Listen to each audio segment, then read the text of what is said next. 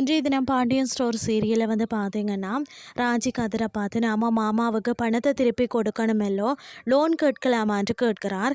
அதற்கு கதிர் அதெல்லாம் வேணான்னு சொல்கிறார். பிறகு கதிர் ராஜி கிட்ட என்ன திடீரென்று உங்கள் அப்பா நல்லவராக மாறிட்டாரு என்று சொல்ல அதற்கு ராஜி அவர் எப்போவுமே நல்லவர் தான்னு சொல்கிறார். அதனை அடுத்து கதிர் ராஜியை பார்த்து உங்கள் அப்பா திடீரென மாற என்ன காரணம் என்று கேட்கிறார். அதற்கு ராஜி நீ எனக்கு எவ்வளவு முக்கியம் என்று அவருக்கு இப்போ தான் தெரிஞ்சிருக்குன்னு சொல்கிறார். மறுநாள் காலையில் ராஜியும் கதிரும் அதாவது ப்ராக்டிஸ் பண்ண கிரவுண்டுக்கு போகிறாங்க. அப்போ ராஜி உடம்பு குறையுதில்லை என்று சொல்ல அதுக்கு கதிர் டயட் இருக்க சொல்கிறார். அதை கேட்ட ராஜி இனிமேல் நான் எப்படி வந்து கண்ட்ரோலாக இருக்கிறேன் என்று பாருன்னு சொல்கிறார். மறுபக்கம் பாக்கியமும் அவரோட புருஷனும் பாண்டியன் வீட்டு சரவணனை பற்றி வந்து கதைக்க போகிறாங்க.